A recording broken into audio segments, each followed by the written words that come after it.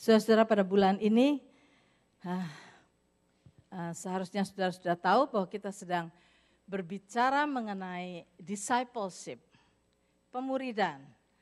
Kita akan belajar untuk bagaimana menjadi murid Tuhan. Dan minggu yang lalu sudah dimulai oleh Pak Billy pelajaran mengenai the call to discipleship. Dan hari ini judul yang diberikan kepada saya, topik yang diberikan kepada saya adalah the centrality of discipleship. Sentral daripada kehidupan seorang murid. Nah, saudara-saudara, pertama-tama kalau kita belajar mengenai discipleship, mengenai bagaimana kita menjadi murid, saudara, kita harus mengetahui bahwa murid atau disciple yang dimaksud di dalam Alkitab adalah orang-orang yang mau belajar mengerti, dan kemudian bukan hanya stop sampai belajar mengerti, tetapi kemudian dia mau melakukan apa yang dia pelajari itu. Dia lakukan di dalam kehidupan sehari-hari sehingga dia akan menjadi dia able untuk melakukan apa yang dia mengerti sehingga dia bisa menolong orang lain untuk bertumbuh di dalam Tuhan, untuk mengerti firman Tuhan, kehendak Tuhan, dan juga menjadi pelaku. Jadi menjadi seorang murid bukan hanya sekedar menjadi pendengar, bukan hanya sekedar kita mengerti apa yang kita dengar, tetapi kita mau hidup di dalam apa yang kita mengerti itu. Kalau kita melihat murid-murid Yesus, murid Yesus yang disebut murid adalah dia hidup bersama dengan Yesus. Dia mendengarkan apa yang Yesus katakan. Mendengarkan dan melihat apa yang Yesus lakukan, dan mereka mengambil bagian di dalam apa yang Yesus lakukan. Jadi apa yang mereka dengar dari Yesus, apa yang mereka pelajari, semua teori, semua pelajaran, semua yang mereka mengerti, tidak hanya tinggal di sini, tetapi kemudian mereka melihat bagaimana Yesus melakukan apa yang dia katakan, dan kemudian murid-murid itu ikut ambil bagian di dalam melakukan apa yang Yesus sudah firmankan. Sehingga pelajaran itu mendarah daging di dalam dia, bukan hanya sekedar teori. Jadi ibaratnya saudara tahu di sini adalah yang gambaran daripada disciple seperti yang Yesus katakan di dalam sini adalah sebagai seorang yang sekolah kedokteran.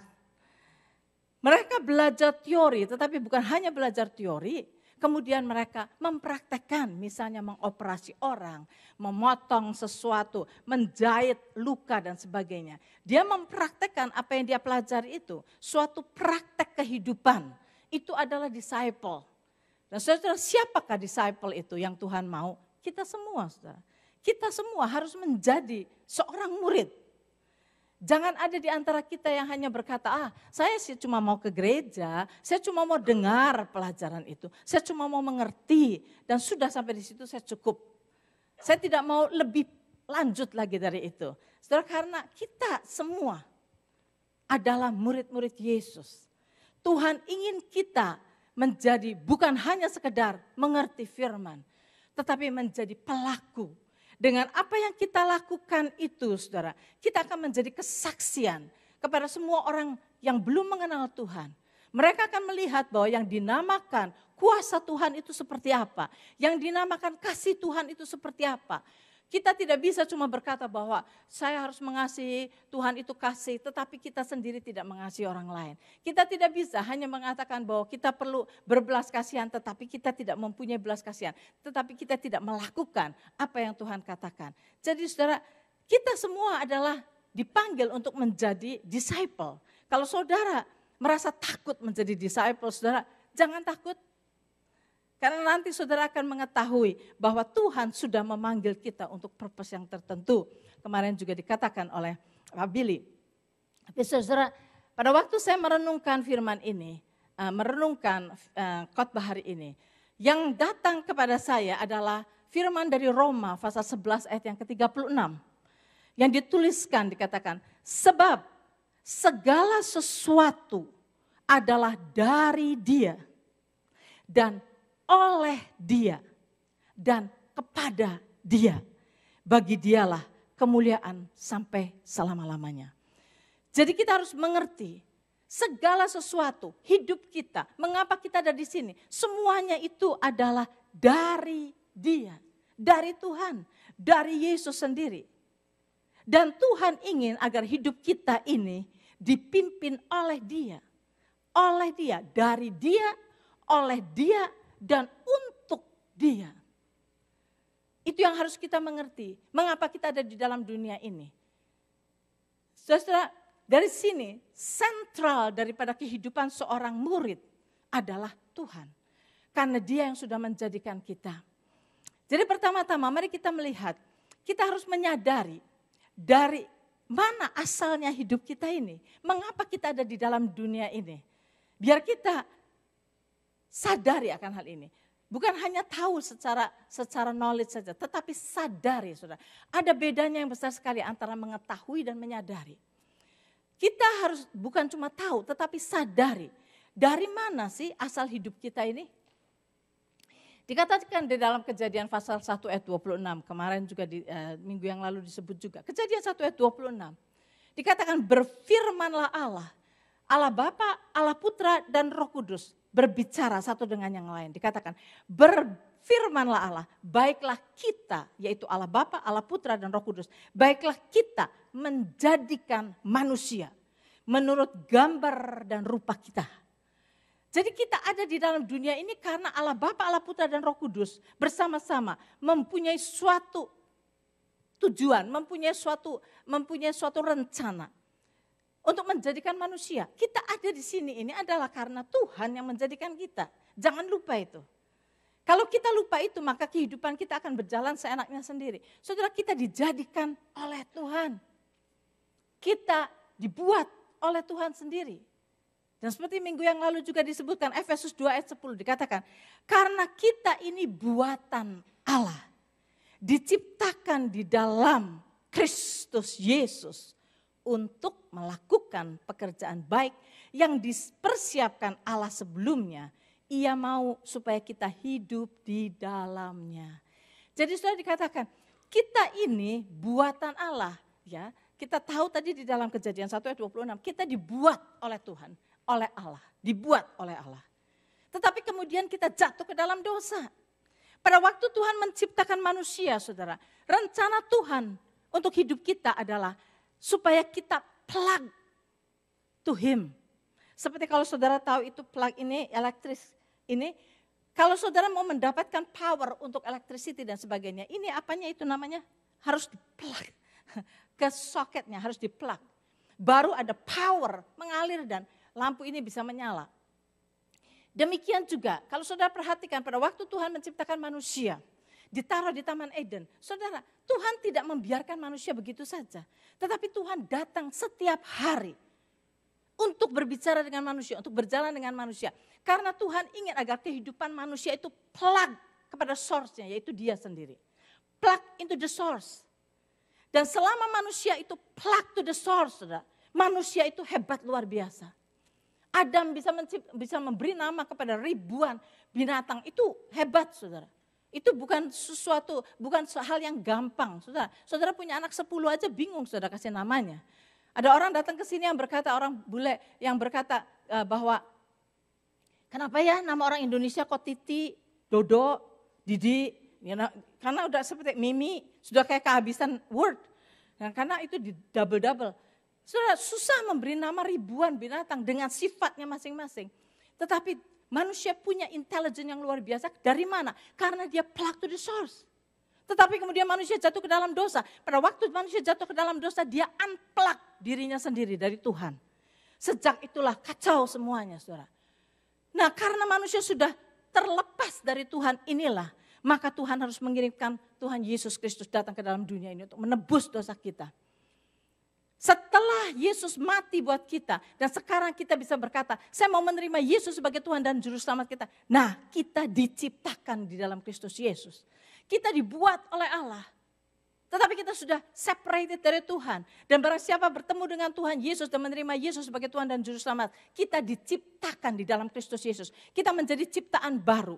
Kita diciptakan di dalam Kristus Yesus. Dan kita semua yang ada di dalam ruangan ini, saya percaya saudara sudah diciptakan.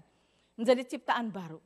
Nah saudara, rencana Tuhan bukan hanya untuk kita diciptakan dan kemudian kita menunggu sampai mati masuk surga. Bukan, itu sudah kita dengar berkali-kali. Tetapi dikatakan, diciptakan dalam Kristus Yesus untuk ada purpose-nya. Untuk melakukan pekerjaan baik yang dipersiapkan Allah sebelumnya. Dari dalam kehidupan setiap kita ada suatu assignment yang spesifik buat setiap kita yang berbeda-beda. Dan Tuhan ingin kita hidup di dalamnya. Nah disinilah saudara-saudara, kita harus mengerti bahwa ada rencana Tuhan yang spesifik buat setiap kita. Kita harus menemukan rencana Tuhan yang spesifik itu. Yang sudah dipersiapkan buat setiap kita berbeda. Kita harus menemukan itu. Dan kita harus hidup di dalamnya. Itulah rencana Tuhan menciptakan manusia. Kita harus tahu kita dari Dia. Diciptakan oleh Dia. Untuk Dia saudara. Nah sekarang di dalam perjalanan setelah kita diciptakan oleh Tuhan. Dan untuk kita bisa reach the destination, untuk memuliakan Tuhan, untuk Dia, ada perjalanan di dalam dunia ini. Di dalam perjalanan inilah Tuhan berkata, biarlah kita hidup oleh Dia. Oleh Dia. Di dalam Yohanes 14 ayat 16 Tuhan Yesus berkata, Aku akan minta kepada Bapa, kata Tuhan Yesus, dan Bapa akan memberikan kepadamu seorang penolong lain supaya ia menyertai kamu selama-lamanya. Jadi saudara, untuk kita berjalan di dalam rencana Tuhan supaya kita sampai selesai menyelesaikan rencana Tuhan seperti Rasul Paulus. Selesai memuliakan Tuhan. Tuhan tidak membiarkan kita jalan sendiri. Oke, tugas kamu ini, go. No.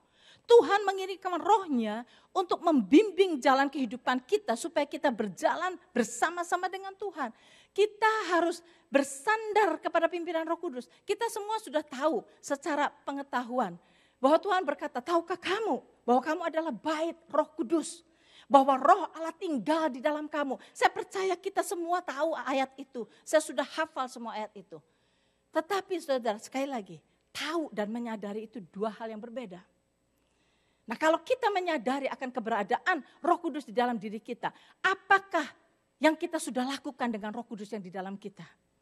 Bagaimana kita memperlakukan Roh Kudus? Apakah kita just ignore Dia? Dan kita jalan sendiri, maunya kita sendiri, ataukah kita mengikut campurkan Roh Kudus di dalam kehidupan kita setiap hari? Kalau kita melalaikan the presence of the Holy Spirit di dalam diri kita, kita miss everything, saudara. Perjalanan hidup kita sudah miss banyak hal. Tuhan ingin agar supaya kita bersandar kepada pimpinan Roh Kudus di dalam hidup kita. Bersandar kepada pimpinan Roh Kudus dalam hidup kita. Galatia 5 ayat 16 dikatakan, maksudku ialah hiduplah oleh roh. Maka kamu tidak akan menuruti keinginan daging. Jadi saudara, kita harus belajar untuk bersekutu dengan Roh Kudus setiap hari. Bersandar kepada Roh Kudus setiap hari. Mendengarkan pimpinan Roh Kudus dan mentaati pimpinan Roh Kudus itu. Sebagai seorang murid, dan saya harap saudara mengerti, saudara adalah murid. Dan sebagai seorang murid, saudara mempunyai tanggung jawab untuk mendengarkan pimpinan Tuhan yang ada di dalam dirimu. Supaya saudara berjalan sesuai dengan kehendak Tuhan. Seorang murid harus mentaati pimpinan gurunya. Kalau kita tidak mentaati pimpinan guru kita, maka kita akan lost. Kita akan lost. Dan sebetulnya di dalam khotbah ini yang ayat yang diberikan kepada saya adalah di sini. Lukas 14 ayat yang ke-26. Lukas 14 ayat 20 dikatakan, jikalau seorang datang kepadaku dan tidak membenci bapaknya, ibunya, istrinya, anak-anaknya, saudaranya laki-laki dan perempuan, bahkan nyawanya sendiri, ia tidak layak menjadi muridku. Nah saudara, kalau saudara baca ini, saudara bilang, wow, yang benar aja Tuhan. Kok Tuhan kok ngajarin kita untuk membenci? Membenci orang tua kita, yang benar aja. Saudara, kalau kita membaca ayat, saudara, jangan kita mengartikan ayat itu just word by word. Tetapi pada waktu kita membaca firman Tuhan, Kita harus memikirkan penulisnya. Apa maksud penulisnya? God is love. Tuhan tidak pernah mengajar kita untuk membenci. God is love. Sebab itu pada waktu kita membaca firman Tuhan, jangan sampai kita cuma membaca word by word dan kita pikir Tuhan mau ngajarin kita untuk membenci orang tua kita. Bukan, saudara. Mari kita melihat dan mendengar firman itu dengan spirit kita. Dan minta Roh Kudus untuk enlighten firman itu supaya kita bisa mengerti. Saudara, God is love. Tuhan tidak pernah mengajar kita untuk membenci. Kalimat ini adalah Tuhan sedang mengkontraskan, memberikan suatu perbandingan. Di dalam kita menjadi murid Tuhan, di dalam kita mengikuti Tuhan, fokus kita di dalam mengikuti Tuhan sama seperti kita menomorsatukan Tuhan sampai yang lain-lainnya itu tidak kita ikuti as if kita membenci mereka. Seperti perbandingannya seperti kita membenci mereka. Padahal bukannya membenci, tetapi kita menomorsatukan Tuhan lebih daripada mereka. Karena banyak sekali manusia lebih mementingkan apa yang orang lain katakan, apa yang orang tua kita katakan. Lebih mementingkan itu. Sebagai murid Tuhan, saudara, kalau kita mau berjalan bersama dengan Tuhan, kita harus mempunyai suatu keputusan bahwa I will follow Jesus more than anything else. Bukan teman, bukan orang tua, bukan saudara, bukan apa. Tetapi saya akan mementingkan Tuhan lebih daripada semua-semuanya. Sehingga ayat ini adalah just Tuhan memberikan kontrasnya. Sepertinya seperti kita membenci mereka. Karena kita mau mengikuti Tuhan all the way. Saudara, saya mau ceritakan ada satu anak perempuan. Saudara sebenarnya udah ketemu orang ini. Tapi saya nggak mau sebut namanya, bukan dari gereja ini, saudara. Saya belum minta permisi, tapi saya tahu. It doesn't matter, dia pasti mau diberikan kesaksian ini. Anak satu-satunya di dalam family itu, saudara. Anak itu benar-benar bersandar kepada Tuhan. Tuhan memanggil dia untuk pergi ke satu negara miskin, yang termiskin dari yang miskin. Dan Tuhan menyuruh dia untuk pergi ke tempat itu. Saudara bisa bayangkan, dia berkata, seorang perempuan umur 20 sekian, masih muda. Dia berkata kepada orang tuanya, saya akan pergi. Tuhan menyuruh saya pergi ke sana. Orang tuanya sudah bisa bayangkan, orang tuanya cukup berada. Tetapi orang tuanya bilang, yang benar aja. Kenapa? Tuhan suruh saya pergi. Dan saya mau mentaati Tuhan. Orang tuanya bilang, nih kamu mau melayani Tuhan boleh. Kamu melayani Tuhan boleh. Di sini juga banyak orang yang belum kenal Tuhan. Kenapa kamu mesti pergi ke negara itu? Dia berkata, Tuhan suruh saya pergi ke sana. Saudara bisa bayangkan orang tuanya. Khawatirnya sampai nangis, sampai apa. Menahan anak itu berkata, no, I have to go. Dia pergi, saudara. Dia mengikuti apa yang Tuhan suruh. Dia pergi tinggal di gubuk bersama dengan orang-orang miskin di sana. Melayani orang-orang miskin di sana. Mengajar anak-anak yang terlantar dan sebagainya. Dan saudara, orang tuanya berkata bahwa, can you imagine? Cerita sama saya. Cerita sama beberapa saudara di sini, kalau saudara ingat ceritanya. Dia berkata, can you imagine? Anak perempuan satu-satunya harus pergi. Tetapi dia katakan, saya berdoa, saya menangis, saya apa. Tetapi sekarang dia katakan, I know and I know. Tuhan akan protect dia. Ini adalah rencana Tuhan. Saya lepaskan anak ini untuk Tuhan. Dan saudara, anak ini determined benar-benar mengikuti Tuhan. Itu yang dimaksud dengan, jikalau seorang datang kepadaku dan tidak membenci bapaknya, ibunya, istrinya, anaknya, saudaranya laki-laki dan perempuan, bahkan nyawanya sendiri, ia tidak layak menjadi muridku. Kalau kita hanya mau mengikuti Tuhan half obedient. Saya lebih dengar si A, lebih dengar si B. Saudara, kita tidak akan bisa menjadi murid Yesus. Saya ingat sekali waktu Pastor Joe dipanggil oleh Tuhan untuk menjadi hambanya secara full time. Dia sedang ada di dalam real estate, sedang bekerja sebagai real estate broker. Dia sudah membangun karirnya selama 14 tahun. Dia mengalami kesulitan pada waktu interest rate 12%, berapa 18% kalau nggak salah. Sehingga dia susah sampai akhirnya mencapai waktu di mana dia bisa menjual. Di mana dia bisa melakukan, dia raise up career dia sampai 14 tahun. Tuhan bilang, Tuhan panggil dia. Nah saudara, pada waktu dia mendengar suara Tuhan bahwa dia harus meninggalkan semuanya. Dia tinggalkan semuanya, semua orang di kantor dia bilang, "You stupid. You crazy." Semua orang berkata, "You crazy. This is the time di mana kamu bisa dapat duit. This is the time untuk..." Dia bilang, "No, karena ini adalah panggilan Tuhan." Saudara, seperti ini yang Tuhan mau. Supaya pada waktu kita mendengar apa yang Tuhan mau, kita berkata, "Yes Lord, saya mau turuti Engkau lebih daripada segala dunia katakan. Saya mau mengikuti Engkau." Seperti ini. Ini adalah seorang murid. Kalau kita mempunyai attitude yang seperti itu, saudara, maka saudara akan lebih peka mendengarkan pimpinan Tuhan. Dan saudara akan bisa maju di dalam rencana Tuhan yang sempurna. Jangan kita berpikir bahwa kalau kita dipanggil oleh Tuhan itu pasti kita sengsara. Saudara. No, saudara. Saudara bisa tanya Pas Cucu, kehidupan saya dan dia. Bukan, kita enggak punya uang banyak, kita enggak punya apa. Tetapi kita merasakan fulfillment di dalam hidup kita.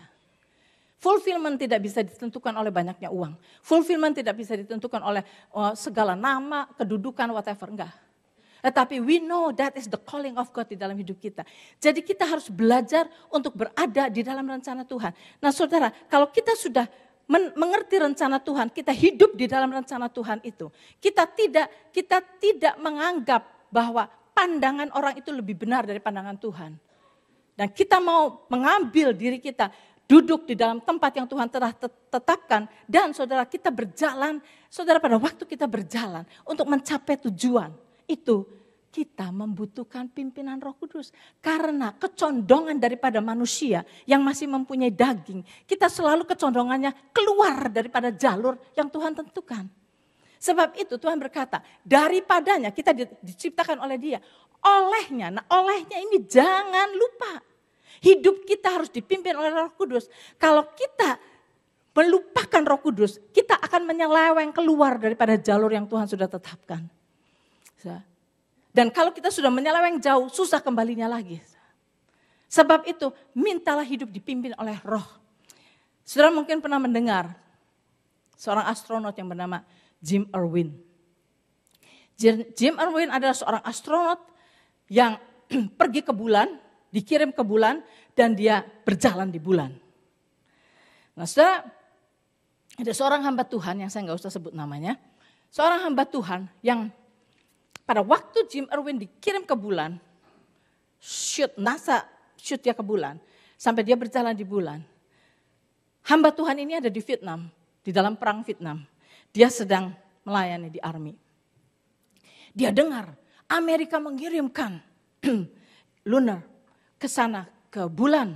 Dan orang berhasil jalan di bulan, berhasil pulang kembali. Wow, dia sebagai orang Amerika begitu bangga, dia bilang, hebat Amerika ini, hebat sekali. Dan dia berkata, wow, I wish saya bisa ketemu ini orang yang namanya Jim Irwin ini.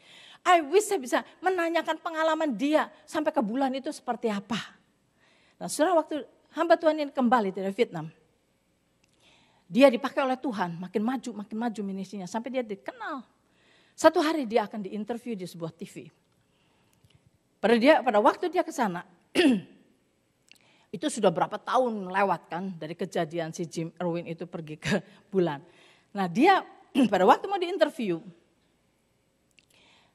sampai di sana ternyata dia melihat list orang yang akan diinterview. Salah satu yang akan diinterview adalah Jim Irwin. Dia kaget, wow benar-benar ya saya bisa ketemu sama orang ini. Benar-benar saya akan bisa, I wish saya ada waktu untuk bisa bicara dengan dia. Dia berkata gitu. Terus dia bilang, waduh dia excited setelah dia diinterview dan semua itu jalan.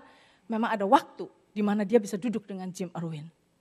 Dan pada waktu itu dia berkata, wow, dia berkata, saya dengar pada waktu kamu mendarat di bulan, saya ada di Vietnam, saya begitu bangga kepada Amerika, hebat benar ya. NASA itu bisa shoot ini apa namanya, bisa shoot lunar modul ini ke sana, di shoot ke bulan kok bisa tepat sampai ke bulan, hebatnya luar biasa. Kemudian Jim Irwin berkata begini, tidak semudah itu. Kamu tahu, begitu NASA itu melepaskan, yang menembakkan pesawat ini dengan tujuan direction ke bulan, dia berkata, begitu dia shoot setiap 10 menit, selama 4 hari, kita harus membetulkan the course, the direction daripada pesawat ini.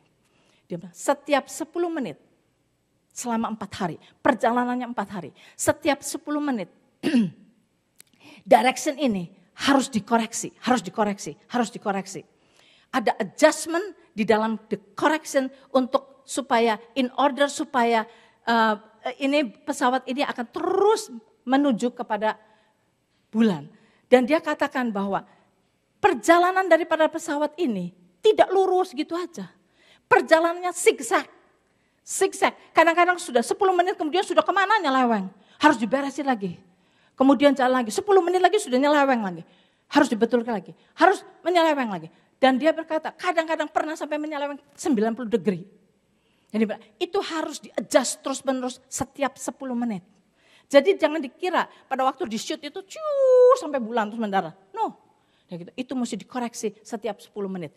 Dan dia berkata, dan kemudian untuk pesawat ini landing di bulan, mereka estimatekan 500 mile landing zone. Landing zone-nya itu 500 mile, saudara. Saudara kalau kapal terbang turun landing zone-nya berapa? Tetapi untuk ini mereka estimatekan 500 mile landing zone. Dan dia berkata, pada saat pesawat itu sudah stop di sana, saya keluar dari pesawat ini. Dia katakan, pesawat ini hanya 5 feet at the end daripada landing zone itu. Dengan kata lain, 5 feet lagi keluar daripada landing zone itu. Walaupun landing zone-nya udah 500 mile, saudara. Nah, saudara bilang, tidak mudah. Pada waktu dia menceritakan itu semua, saya katakan, this is kehidupan kita, saudara. Tanpa pimpinan Roh Kudus, saudara sudah keluar jalur dari kemana? Your idea kita mengenai hidup itu sudah kemana, saudara? Kalau kita tidak mau dipimpin oleh Roh Kudus setiap saat, untuk setiap kali kita menyeleweng keluar, dibereskan lagi. Nyeleweng keluar, dibereskan lagi oleh Roh Kudus. Itulah sebabnya Tuhan kirimkan rohnya kepada kita untuk memimpin jalan hidup kita. Sebagai seorang murid, saudara. Kalau kita tidak menyadari akan hal ini, kita akan kecewa hidup sebagai anak Tuhan. Di dalam pelayanan kita gampang kecewa. Saudara, pada waktu saudara kecewa, pada waktu saudara marah, pada waktu saudara upset, you are out of the rail. Kalau saudara tidak bersandar kepada Roh Kudus, saudara tidak akan kembali lagi. Saudara quit, saudara pergi. Saudara tidak mau lagi. Saudara, karena perjalanan hidup kita membutuhkan pimpinan Roh Kudus senantiasa. Untuk adjustment. Biarlah hidup kita zigzag. Tetapi yang penting kita kembali kepada perjalanan yang Tuhan sudah tetapkan. Sebagai seorang murid, kita harus dependent kepada pimpinan Roh Kudus di dalam hidup kita. Kita mesti menyadari akan keberadaan Roh Kudus di dalam hidup kita. Saudara, saudara, saya pernah ceritakan mungkin beberapa minggu yang lalu. Bagaimana kejadian di Columbine High School. Anak muda yang menembaki teman-temannya, menembaki gurunya. Sampai 13 orang mati di Colorado. Saya pernah ceritakan kemarin ini, enggak berapa lama yang lalu. Saudara tahu bahwa kejadian itu kalau enggak salah hari Senin. Hari Sabtu atau Jumat sebelumnya. Salah satu anak yang menembak itu ada di gereja. Dia seorang anak Kristen. Ada di gereja, ada di persekutuan anak muda. Dan pada waktu itu, pimpinannya sedang memberikan firman. Anak itu ada di situ. Di tengah-tengah memberikan firman. Pimpinan ini berkata, sebentar, Tuhan berkata pada saya. Ada seorang anak muda di sini. Yang sedang contemplating, merencanakan untuk pembunuhan. Either membunuh orang atau membunuh dirinya sendiri. Dan dia katakan, please Tuhan katakan come forward. Kita akan doakan kamu. Entah apa problemmu, kita akan doakan kamu. Anak ini diam saja, saudara duduk. Dikatakan sekali lagi. Diulang-ulang oleh pimpinan ini. Diberi kesempatan untuk datang kembali kepada Tuhan. Dia gak mau. Benar, hari Senin dia tembaki itu orang-orang semua. Dia tembaki, 13 orang mati, dia tembak dirinya sendiri, dia mati. Nah saudara, apa yang dikatakan oleh hamba Tuhan itu betul. Dia dapat dari Tuhan. Tetapi mengapa anak ini tidak mau bertobat? Mengapa saudara? Nah saya di sini melihat bahwa anak ini sudah terlalu jauh saudara dari Tuhan. Biarpun tubuhnya ada di dalam gereja. Tubuhnya ada di dalam persekutuan. Tetapi dia sudah terlalu jauh dari Tuhan. Sehingga walaupun suara Tuhan mendengung-dengung, audible, kedengaran di telinganya. Jelas-jelas dikatakan oleh seorang hamba Tuhan yang di situ. Dia tetap menolak. Karena hatinya sudah terlalu kebal. Sudah terlalu jauh, sudah terlalu sakit. Saudara melihat gambar dari dua anak itu. Anaknya kelihatannya baik-baik saudara. Mungkin adalah anak yang gak bisa bergaul. Dan anak-anak high school itu kejam sekali. Sering kali dibully dan sebagainya. Mungkin anak ini sudah sakit hati begitu lama. Dan pada waktu dia sakit hati, pada waktu dia disakiti, dia pahit, dia makin jauh, makin jauh, makin jauh, makin jauh dari Tuhan. Walaupun Roh Kudus pasti mau menolong dia, tetapi dia makin jauh. Sehingga pada saat Tuhan berbicara, dia gak mau, gak mau. Kalau kita tidak jalan bersama dengan Tuhan di dalam kehidupan kita. Kalau kita mau menjadi murid Tuhan. Kalau kita benar-benar mau jalan, saudara, berjalan. Dan be sensitif kepada pimpinan Roh Kudus di dalam hidup kita. Sehingga kita bisa kembali kepada jalur yang Tuhan sudah tetapkan. Jadilah seorang anak, seorang murid yang mendengarkan Tuhan. Dan yang obedient kepada pimpinan Tuhan. Kita diciptakan oleh Dia, dari Dia. Dan oleh Dia, this is pimpinan Roh Kudus. Supaya semuanya kepada Dia. Segala glory adalah untuk Tuhan. Dikatakan di situ. Sebab itu saudara, untuk kita bisa menjadi murid. Menjadi murid yang mengerti panggilan Tuhan. Yang bisa berjalan di dalam rencana Tuhan. Dan menyelesaikan tugas kita, saudara. Apa yang harus kita lakukan? Kita harus mengambil suatu decision. Decision kita entah mungkin ada berapa di sini saudara yang sudah mengambil keputusan saya mau menjadi murid Tuhan. Tetapi mungkin ada di antara saudara sini yang masih saya sih cuma mau jadi pendengar saja.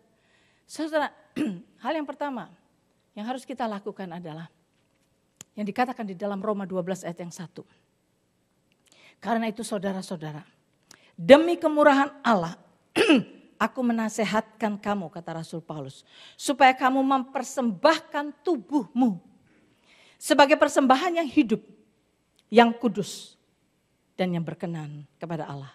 Itu adalah ibadahmu yang sejati. Saudara, ibadah itu bukan datang ke gereja. Itu salah satu ibadah kecil datang ke gereja. Tetapi ibadah yang sejati, yang benar adalah kalau kita mempersembahkan tubuh kita.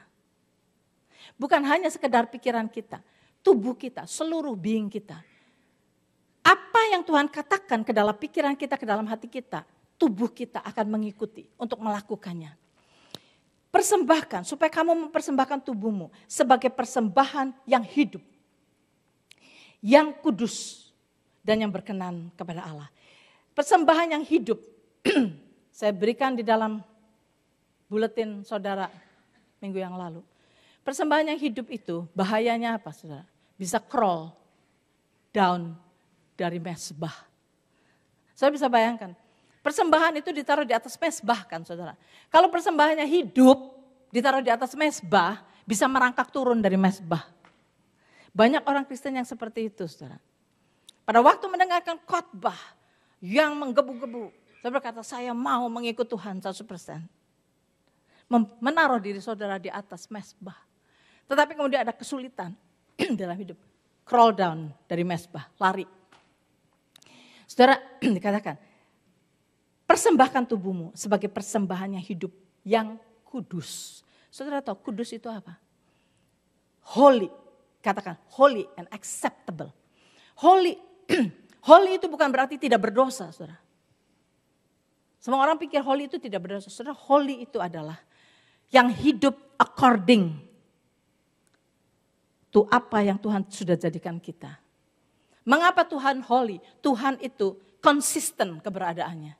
Tidak pernah keluar daripada siapa dia adanya. Demikian juga kita harus tahu. Kalau kita dipanggil oleh Tuhan di dalam satu panggilan tertentu, kita sudah mengerti the calling of God di dalam hidup kita, saudara. Jangan keluar-keluar dari situ. Hiduplah according to the calling yang Tuhan sudah berikan kepada kita. Sama seperti saudara tahu, itu seperti ini mic. sudah dibuat oleh penciptanya untuk menjadi pengeras suara. Selama mic ini menjadi pengeras suara, this mic is holy. Dia berfungsi according kepada penciptanya. Yang penciptanya itu lakukan, purpose-kan. Tetapi kalau mic ini kita jadikan palu, saudara. Kita pukulin sesuatu dengan mic ini unholy. Karena tidak sesuai dengan rencana pembuatnya. Demikian juga dengan hidup kita. Kalau kita mau hidup kudus di hadapan Tuhan, saudara. What is the calling of God dalam hidup kita? Dan konsisten di dalam calling itu. Hidup sampai Tuhan panggil kita. Kita akan ada di tempat di mana Tuhan sudah panggil kita. Tidak ada hubungannya dengan uang, tidak ada hubungannya dengan kedudukan, tidak ada hubungannya dengan popularitas, tidak ada hubungannya dengan disukai orang atau tidak disukai orang. Yang penting kita hidup di dalam rencana Tuhan yang sempurna, di mana kita sudah dipanggil oleh Tuhan. Dan hidup sampai Tuhan panggil kita. Itu adalah persembahan yang hidup, yang kudus dan yang berkenan kepada Allah. Itu adalah ibadahmu yang sejati.